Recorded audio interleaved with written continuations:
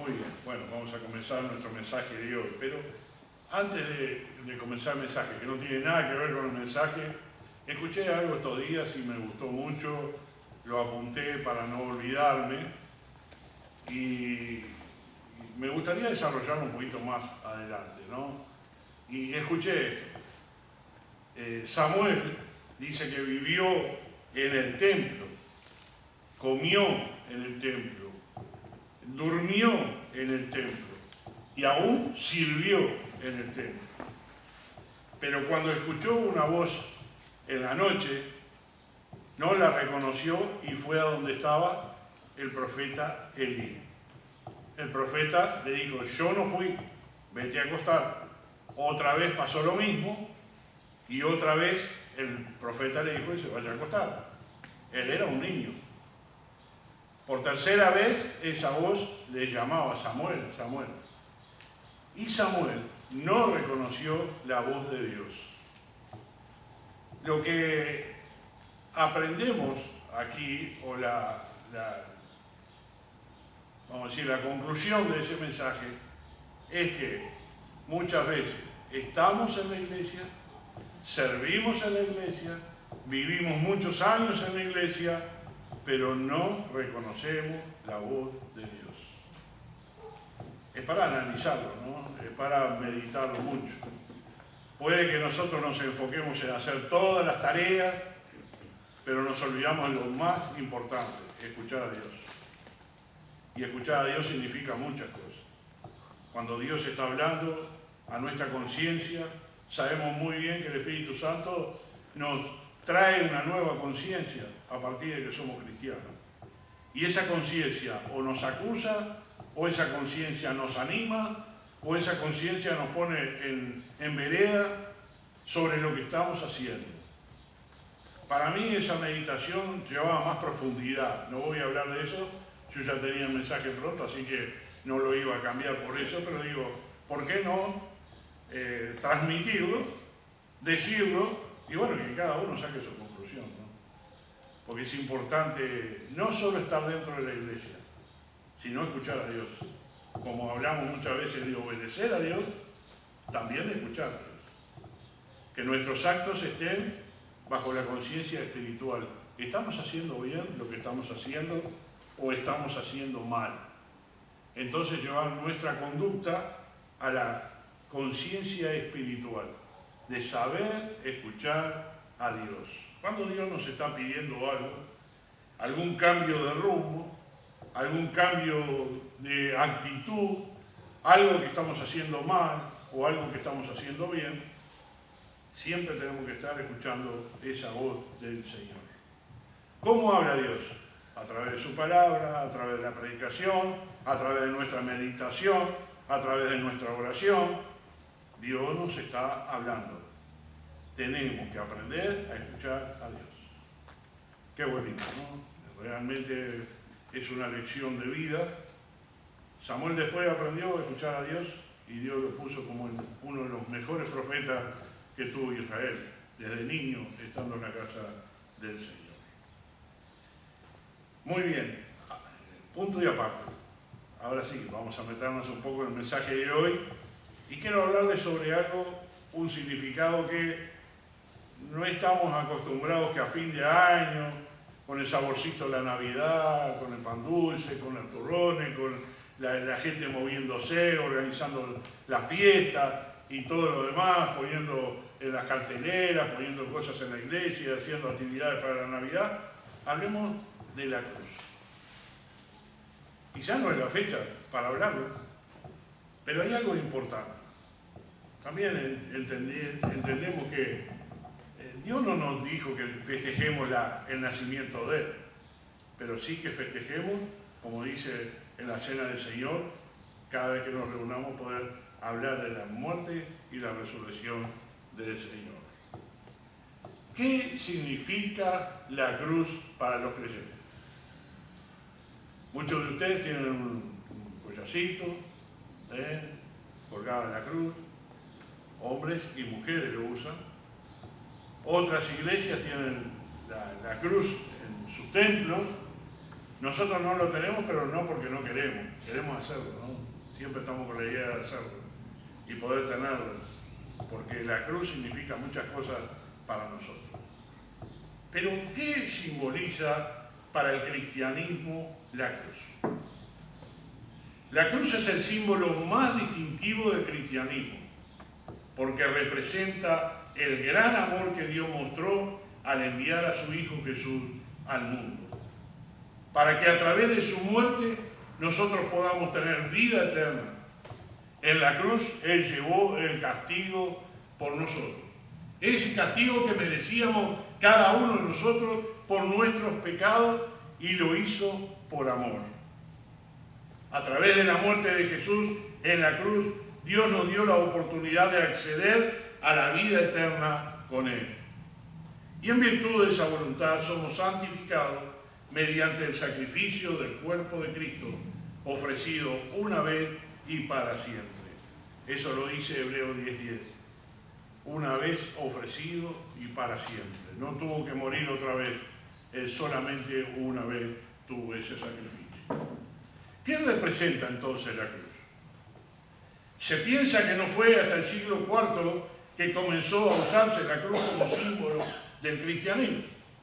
Dentro de la cultura de los primeros cristianos, la cruz tenía una connotación negativa. Era el símbolo de la ejecución. En aquel tiempo no era muy apreciada una cruz. Ver una cruz era ver la muerte y el castigo de la persona que iba a ser crucificada. No era apreciada. Hoy nosotros podemos apreciar la cruz, podemos verla con otros ojos. Pero en los primeros tiempos, o los primeros siglos, la cruz no era apreciada. Los cristianos usaban otros símbolos, tales como un dibujo de un pez, para reconocerse e identificarse. Hoy día hay personas que les gusta llevar una cruz, ya sea en un colgante, ya sea en su vehículo, ya sea en su propia casa. Advierto, es muy importante que la cruz esté vacía y no crucifijo. Solemos hacer los creyentes cuando vamos a enterrar a un hermano, a un amigo, a una persona, pedirle al servicio fúnebre que nos saque el crucifijo y nos deje una cruz vacía. Es la primera cosa. Ya cuando empezamos a hablar con el servicio fúnebre nos dice, ¿ustedes son cristianos? Sí, somos cristianos y no reconocemos el crucifijo porque sabemos que nuestro Cristo ha resucitado, no está crucificado. Así que el crucifijo, y espero que ninguno de ustedes lo tenga en su casa, no es conveniente tenerlo, pero sí puede tener una cruz para reconocer la representación, que la representación es la salvación de nuestras almas. La cruz no tiene poder en sí misma. Tampoco tenemos que orar a esa cruz, ¿no? Reverenciarla y tenerla como una imagen, no. Es solamente para recordar, es un símbolo. Es su poder y relevancia que vienen de Jesús, de ese Cristo encarnado, de esa muerte de la cruz y la resurrección. Siempre que hablamos de la cruz, tenemos que hablar de la resurrección. No dejen su ejemplo o su testimonio a mitad de camino. Decir, sí, la cruz representa la muerte de Cristo. Bueno, hasta ahí vamos bien, pero no dejen el testimonio hasta ahí. Sigan con la narrativa y digan que ese Cristo ya no está crucificado, que ese Cristo ha resucitado. Vamos a ver hoy algunas de las cosas que la cruz representa. Tenemos que recibir ánimo y demos gracias a Dios por ese inmenso amor al dar su vida en la cruz por ti y por mí. Primera cosa que vamos a ver, el inmenso amor de Dios por nosotros. Ustedes tienen abierto en Romanos, capítulo 5, versículo 6. Romanos, capítulo 5, versículo 6 al 8. Porque Cristo, cuando éramos débiles, a su tiempo murió por los impíos. Ciertamente, apenas morirá alguno por un justo, con todo, pudiera ser que alguno osara morir por el bueno. Mas Dios muestra su amor para con nosotros, en que siendo aún pecadores, Cristo murió por nosotros. Enfatizamos el versículo 8, que es lo que más nos interesa en esta mañana. Dios muestra su amor en que siendo pecadores, Cristo murió por nosotros. Así que, la primera cosa que vamos a reconocer, la representación de la cruz, es el amor de Dios para nosotros. El amor que nos alcanzó. A la verdad, como éramos incapaces de salvarnos, en el tiempo señalado, Cristo murió por aquellos que estaban perdidos. Difícilmente, dice este pasaje, habrá quien muera por un justo, aunque tal vez haya quien se atreva a morir por una buena persona. Pero Dios muestra su amor para con nosotros en que estando pecadores, Cristo murió por nosotros. Cuando el hombre cayó en pecado en el huerto del Edén, se creó una barrera entre Dios y el hombre. Quedaron atrás la amistad, el compañerismo que hasta ese momento había, que habían disfrutado antes que el pecado entrara al mundo. Pero el amor de Dios por el ser humano era tan grande que no podía dejar que todo quedara así para siempre. Algo hay que hacer. Y Él se lo prometió. Y luego se lo prometió a Abraham. Y al transcurso de la historia, vemos que todo el plan de Dios fue perfecto hasta el momento que nació en la Navidad el Señor Jesucristo. Dios decidió proveer Él mismo una manera para restaurar esa amistad. Y gracias a Jesús podemos ser salvos y moraremos eternamente con Él. El ser humano, debido al pecado, nunca habría podido reparar el daño que se hizo. El único sacrificio completamente puro y aceptable ante Dios fue que Él mismo proveyó a su Hijo Jesucristo. Dios hecho hombre, quien murió y resucitó para que podamos tener vida eterna. La segunda cosa es que el castigo no lo merecía Él, sino nosotros. El castigo lo merecíamos nosotros. En Romanos capítulo 3, allí dando vuelta un poquito a la página, versículo 23, dice: por cuanto todos pecaron y están destituidos de la gloria de Dios, siendo justificados gratuitamente por su gracia, mediante la redención que es en Cristo Jesús, a quien Dios puso como propiciación por medio de la fe en su sangre, para manifestar su justicia, a causa de haber pasado por alto en su paciencia los pecados pasados.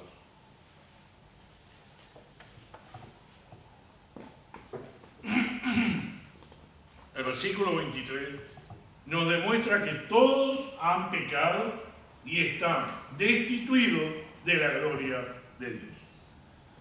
Y cuando decimos todos, son todos. No es que alguno es bueno y ese merece la vida eterna, no es aquel que hace buenas obras y no tiene por qué ir al infierno. Dice, todos pecaron y están destituidos, o sea, están echados de la gloria de Dios, pero están justificados gratuitamente por su sangre, mediante la redención que es en Cristo Jesús. Todos hemos nacido con esa naturaleza pecaminosa, y aunque pensemos que somos bastante buenos, debemos recordar que tenemos que reconocer la tendencia a pecar. Una mentira por aquí, una reacción mala por allá. Merecimos ser castigados por nuestros pecados, y eso es lo justo. Si uno hace algo malo, debe pagar por ello.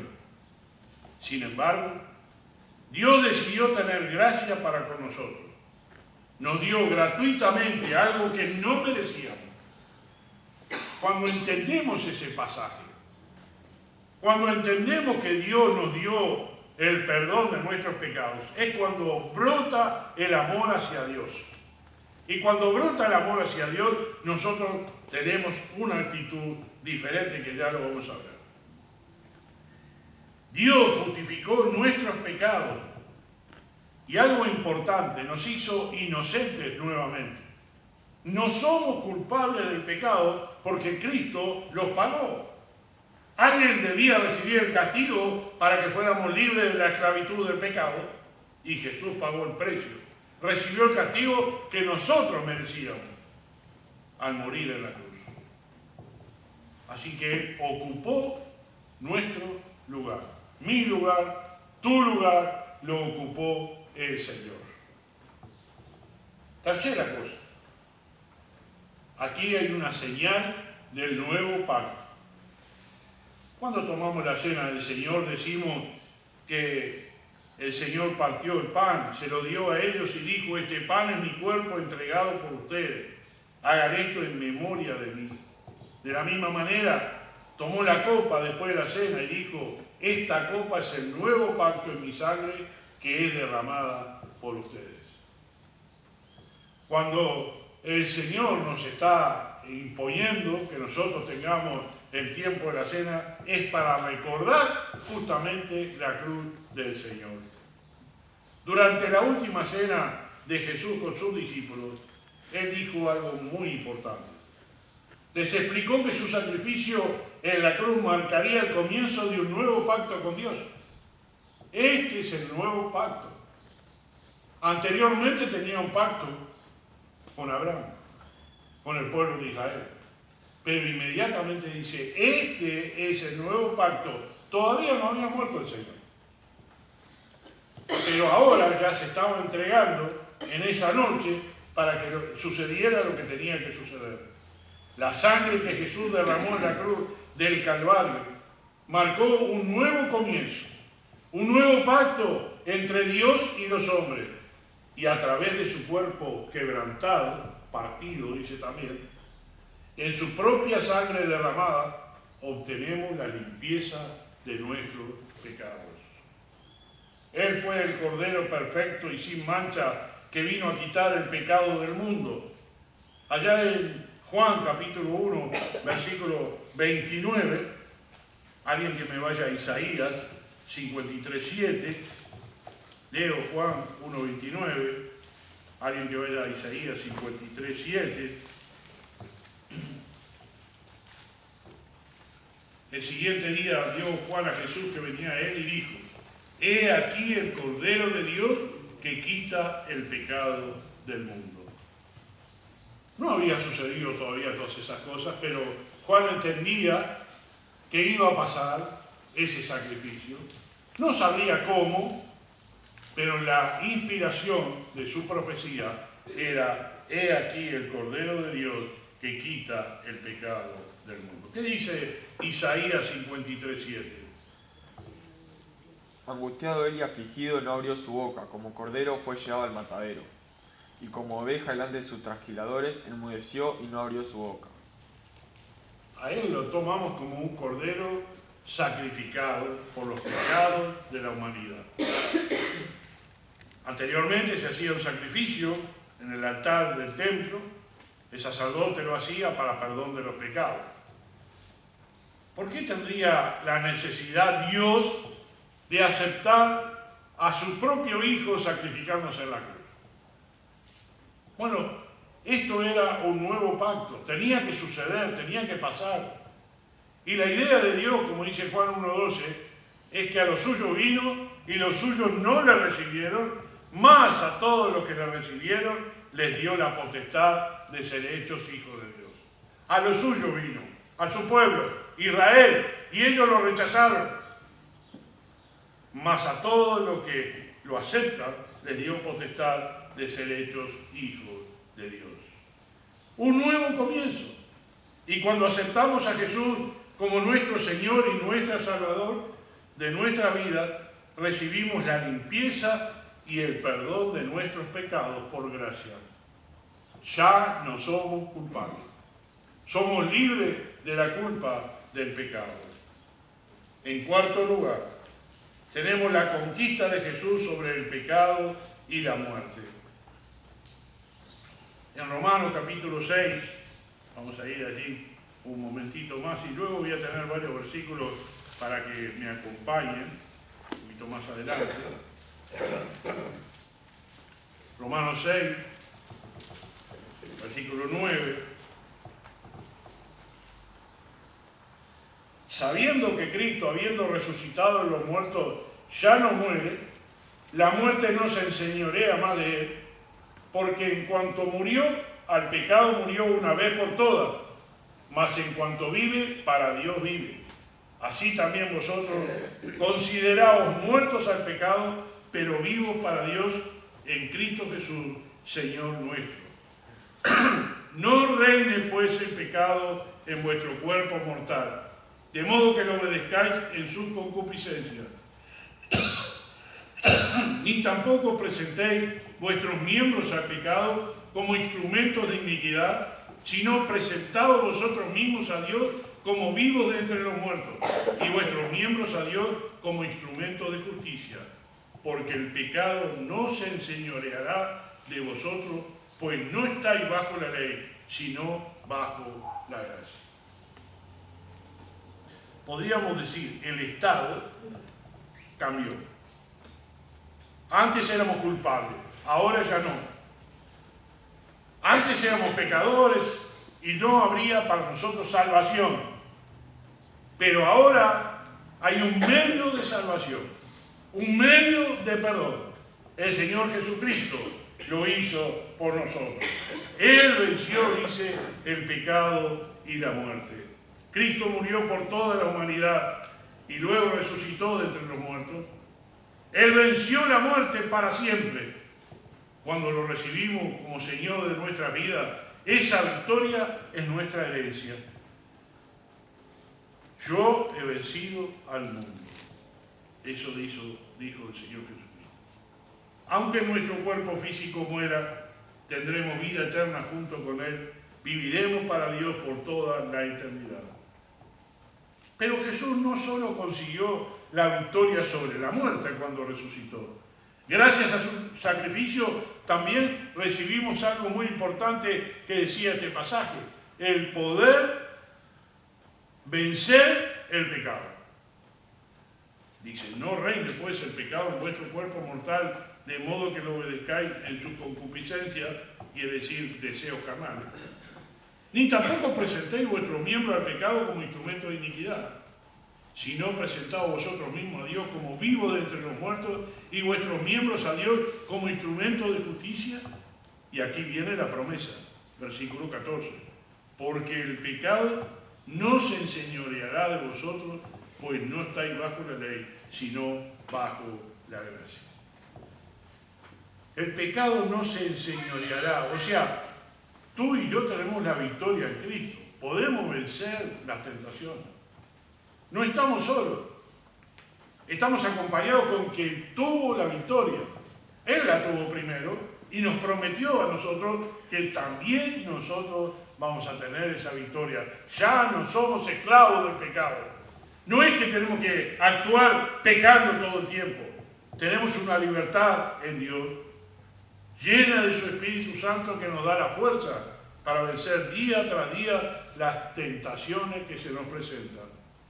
Cristo vive en nosotros y al poner nuestra fe en Él y dejarnos guiar por Él, experimentaremos la victoria sobre el poder del pecado para vivir para su gloria. Tenemos esa cualidad, tenemos ese beneficio. Tenemos que disfrutar el poder ser hijos de Dios. En quinto lugar, Jesús venció al diablo y al poder de las tinieblas. Vamos a ir un momentito a Hebreos capítulo 2. Hebreos capítulo 2, versículos 14 y 15.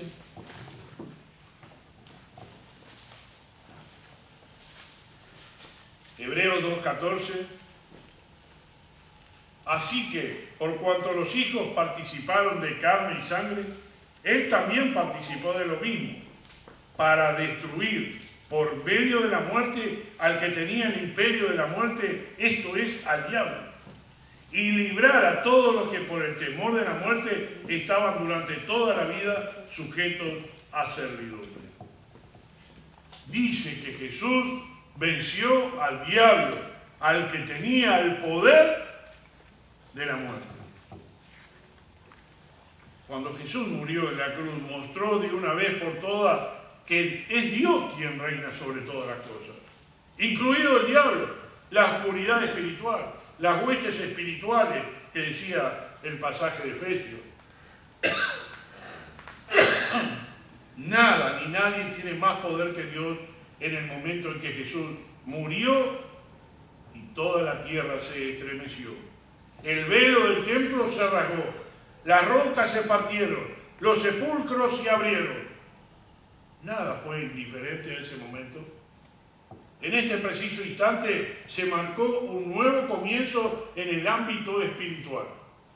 Es Jesús el que tiene el dominio ahora. Fue el momento en que Jesús ganó nuestro acceso a la vida eterna y derrotó al enemigo de nuestras almas. Tenemos un gran beneficio al ser hijos de Dios. Tenemos una victoria en nuestra vida. Tenemos que disfrutarla. Tenemos que gozarla. Tenemos que usarla. Porque nosotros no estamos derrotados.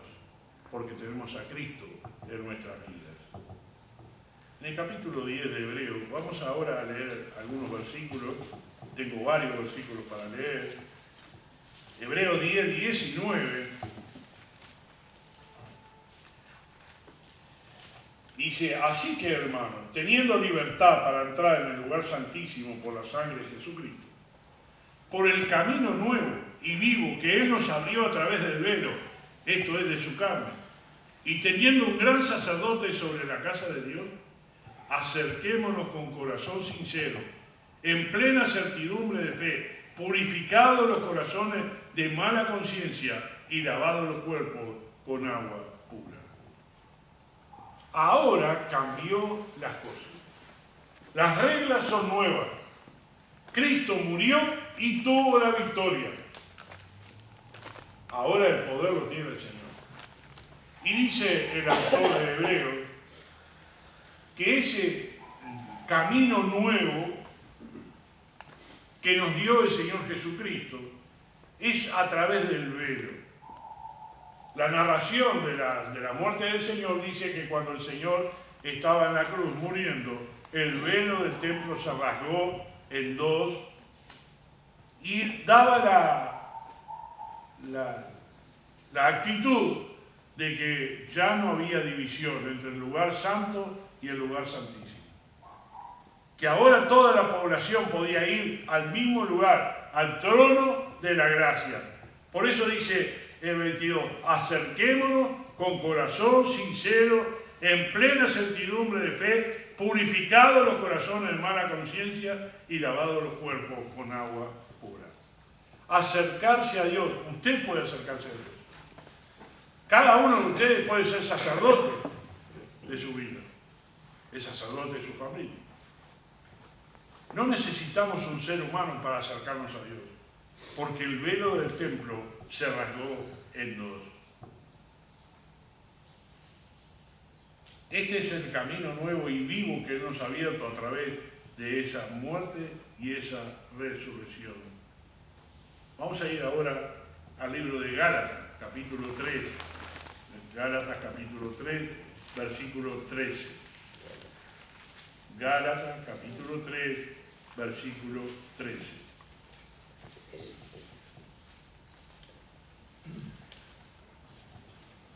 Muchas veces nosotros estamos hablando de varias cosas en los domingos, en las clases, diferentes temas, ¿no? Uno se pone a analizar qué tema necesitamos en la iglesia. Hemos hablado cómo es ser un buen cristiano, hemos hablado cómo ser un buen papá, una buena mamá, un buen matrimonio, etc. Pero muchas veces pasamos por alto lo que estamos haciendo hoy. Pasamos por alto porque lo damos como un hecho que no parecería relevante, parecería que es un hecho y ya, lo conocemos, sabemos que Cristo murió por nuestros pecados. Pero tenemos que volver otra vez al Génesis, o sea, al principio de todo. ¿Cuál es el principio de todo? Que el hombre pecó, se alejó de Dios y que Dios proveyó un medio de de amabilidad, un medio de arreglarse con el hombre de vuelta, de perdonar sus pecados, su culpa y poder darle entrada a la vida eterna. Muchas veces ya lo damos como que es un hecho y no lo profundizamos, o no lo hablamos, o no lo dialogamos. ¿Sabe? Este es el plan de salvación. Es el plan de Dios para todos, para los nuevos, para los que nunca escucharon, para los que escucharon también. En Gálatas capítulo 3, versículo 13, dice: Cristo nos redimió de la maldición de la ley, hecho por nosotros maldición, porque escrito está: maldito todo aquel que es colgado en un madero, para que en Cristo Jesús la bendición de Abraham alcanzase a los gentiles, a fin de que por la fe recibiésemos la promesa del Espíritu.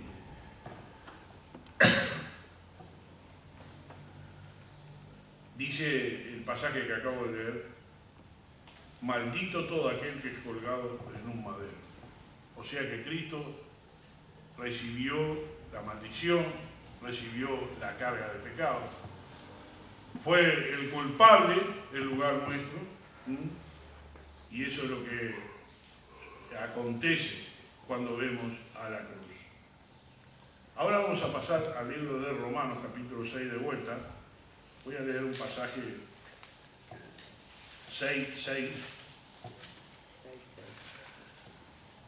Romanos 6 y 7 dice: sabiendo esto, que nuestro viejo hombre fue crucificado juntamente con él, para que el cuerpo del pecado sea destruido, a fin de que no sirvamos más al pecado, porque él ha muerto, porque el que ha muerto ha sido justificado del pecado.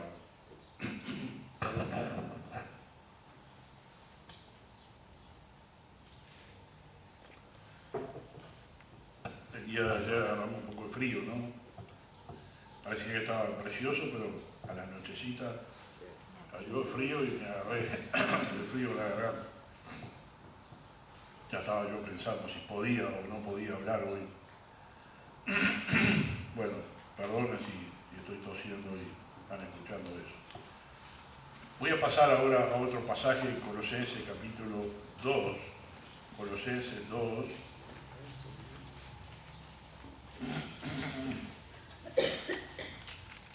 Versículo 13. Colosenses 2, 13. Y a vosotros, estando muertos en pecados y en la incircuncisión de vuestra carne, os dio vida juntamente con él, perdonándoos todos los pecados.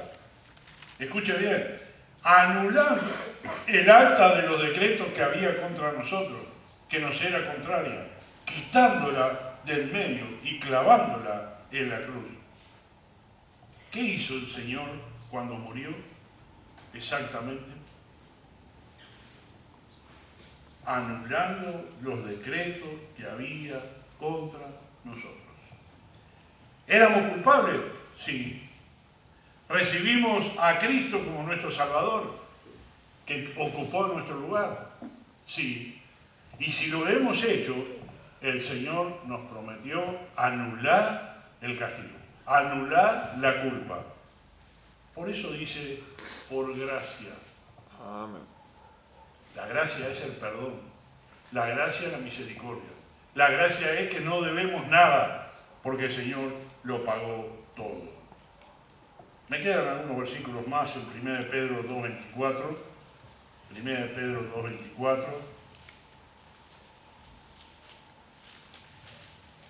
Bueno, hoy tenemos varios pasajes, ¿no? Que nos habla sobre este tema tan importante para nosotros.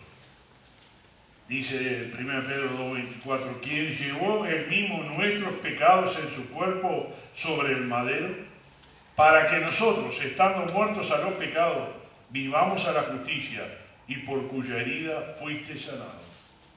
Porque vosotros eras como ovejas descarriadas, pero ahora habéis vuelto al pastor y obispo de vuestras almas. ¿Quién era culpable? Todos. ¿Quién llevó la culpa? El Señor Jesucristo. ¿Qué representa la cruz para nosotros? La salvación. Es un sentimiento extraño el que tenemos los cristianos, ¿no? Principalmente cuando lo recordamos en la Semana Santa. Porque estamos felices, porque el Señor ha muerto por nuestros pecados. Es que tenemos ese agridulce en nuestro sabor. Y hoy también podríamos decir, estamos cerca de festejar el nacimiento del Señor. Lógicamente que esa no es la fecha correcta, ¿no? La fecha que tomaron los supuestamente estudiosos para determinar ese día. Ya les digo, el pueblo armenio es enero 6, no festeja la Navidad. Bueno, este loco de Maduro lo puso el 1 de octubre. Cualquier fecha le venía bien, ¿no? Pero no es la fecha correcta, sabemos eso. Pero como tampoco sabemos la fecha correcta de la Semana Santa, pero aprendemos o utilizamos esas fechas especiales para recordar lo que nosotros tenemos que recordar y poner en evidencia del nacimiento del niño Jesús.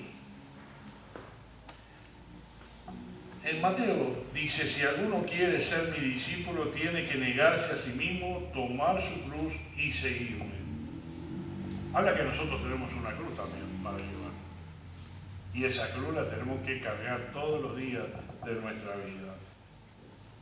En 1 Juan, que ya lo tenemos ahí nomás, den vuelta un par de páginas y lo van a tener un poquito más. 1 Juan 1, 7, dice, pero si andamos en luz, como Él está en luz, tenemos comunión unos con otros, y la sangre de Jesucristo, su Hijo, nos limpia de todo pecado. ¿Qué es lo que nos limpia? La sangre de Cristo. Esa sangre derramada. ¿Qué es importante entonces para el pueblo de Dios? La cruz. La cruz representa todo lo que hablamos ahora de mañana. Si lo tomamos como un símbolo de que mataban a los asesinos, a los ladrones, y le daban la peor de las muertes en la cruz, podríamos aborrecerla, pero no la aborrecemos. El sentimiento nuestro es apreciarla, no aborrecerla, porque ahí recordamos todo lo que pasó. Y lo que pasó no fue poco, sino que fue para salvar nuestras vidas, para darnos vida eterna. Terminando ya con el último versículo, en 1 Corintios 15. 1 Corintios 15 es el capítulo de la resurrección, ¿no? Ahí habla de cuántas resucitaron. 1 Corintios 15, el versículo 55 al 57. 1 Corintios 15, 55 al 57 dice así. ¿Dónde está, oh muerte, tu aguijón? ¿Dónde, oh sepulcro, tu victoria? Ya que el aguijón de la carne es el pecado y el poder del pecado la ley. Mas gracias sean dadas a Dios que nos da la victoria por medio de nuestro Señor Jesucristo. La muerte no pudo con el Señor Jesucristo. El Señor la venció. Y ahí nos promete en el versículo 57 que nos da la victoria por medio de nuestro Señor Jesucristo.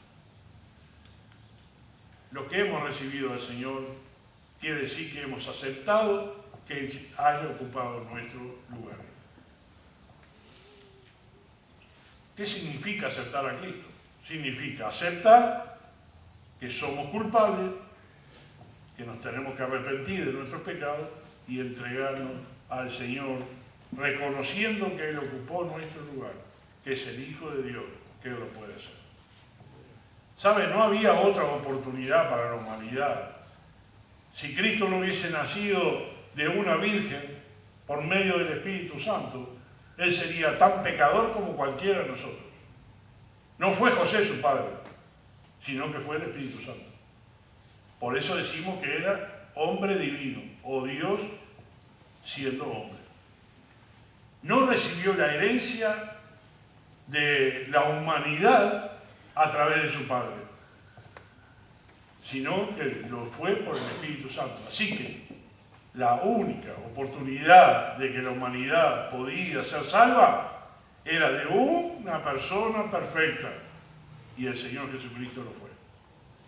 ¿Qué interés tenía el diablo? Que él fracasara. Si él fracasaba, quedaba el reino en las manos de Satanás, la muerte en las manos de Satanás. Pero dice que el Señor venció la muerte y resucitó por sus propios medios. ¿Significa mucho la cruz para ti? Para mí sí. Aprecio, y como dice una canción, amo la cruz, porque gracias a eso yo puedo ser salvo. Ya Jesús pasó todo lo que teníamos que pasar nosotros. Tú no tienes que pasar nada, no tienes que pagar tu salvación, no tienes que hacer méritos ninguno, porque por más que lo quieras hacer no lo vas a lograr. No vas a pagar tú lo que Cristo ya lo hizo, ya está pago. Y Él te quiere dar esa gracia. Él quiere darte ese favor. Hoy es el día de salvación, dice la palabra de Dios. Y si tú no has aceptado a Cristo como tu Salvador personal, hoy es el día. El día de reconocer, Cristo tomó mi lugar. Yo no quiero ser culpable, quiero ser libre. Y lo puedes hacer a través de tu oración, orando al Señor para que Él te perdone a ti tus propios pecados. Es la única manera. ¿Quieres llegar a la vida eterna? ¿Quieres llegar al cielo? Es la única manera. ¿Qué pasaría si yo te dijera que tienes que pagar una cantidad de plata para ganarte el cielo? ¿Estarías dispuesto a vender todo lo que tienes y trabajar de sol a sol para ganar dinero, para pagarte la eternidad? Si fuera posible, capaz que lo haría. Es como una enfermedad grave. Uno necesita mucha plata para el médico, pero sabe que si no lo hace va a morir. Entonces trata de pagar para que el médico lo cure y la enfermedad se le vaya. En este caso, tú no tienes que pagar nada. En este caso, está todo a tu mano. Solamente lo tienes que agarrar. Solamente lo tienes que aceptar. Y esto es un regalo de Dios, que vino a través de ese niño, que creció, que fue hombre, que predicó, que murió, que resucitó, que ascendió y ahora está a la diestra del Padre abogando por nosotros. Y nos está esperando. La gran pregunta en esta mañana: ¿no quieres aceptar a Jesús como tu Salvador personal y dejar que Él pague tu culpa? Hoy lo puedes hacer. Vamos a cerrar nuestros ojos, a orar y también a hablar de algo muy importante en una invitación. Padre Celestial, te damos gracias, Señor, por la muerte del Señor Jesucristo. Te damos gracias por la cruz del Señor, por la representación para el pueblo cristiano, porque amamos esa cruz. Quieras bendecir, Señor, nuestra vida. Quieras bendecirnos, Señor, para tenerlo en cuenta todos los días de nuestra vida, que nosotros podemos ser salvos a través de la muerte y resurrección del Señor Jesucristo. En esta mañana, todos los que estamos aquí, si somos salvos, no necesitamos hacer ninguna decisión. Si no aceptaste a Jesús como tu Salvador personal, yo te invito en esta mañana que tú levantes tu mano y luego hablaremos contigo, sea hombre, mujer, para poder, Señor, darle el plan de la salvación. ¿Quieres tomar esta decisión en esta mañana? ¿Quieres comprometerte a estar con el Señor? ¿Habrá alguno que quiera hacerlo? Levante la mano y vamos a hablar con él. Dice la palabra de Dios que hoy es el día de salvación. Hoy es el día de salvación. Hoy que tienes tiempo, hoy que estás escuchando el mensaje, hoy que te da la oportunidad. Mañana puedes saltarlo, pero hoy es el día de salvación. ¿Habrá alguno? Pregunto una vez más y luego cortamos la transmisión. ¿Habrá alguno? Padre Celestial, te damos gracias, Señor, por esta mañana. Gracias por la palabra de Dios, gracias por la cruz Y gracias porque tenemos la vida eterna en ti, porque tú venciste a la muerte, venciste, Señor, a Satanás, y resucitaste para darnos victoria sobre ellos. Hoy no estamos condenados, sino estamos salvados. Hoy estamos de tu lado, somos tus hijos, redimidos por tu sangre preciosa. Bendice, Señor, esta mañana a aquellos que no han tomado todavía la decisión, que lo hagan, Señor, y que estén asegurados su vida espiritual contigo. Pedimos tu bendición en el nombre de Cristo Jesús.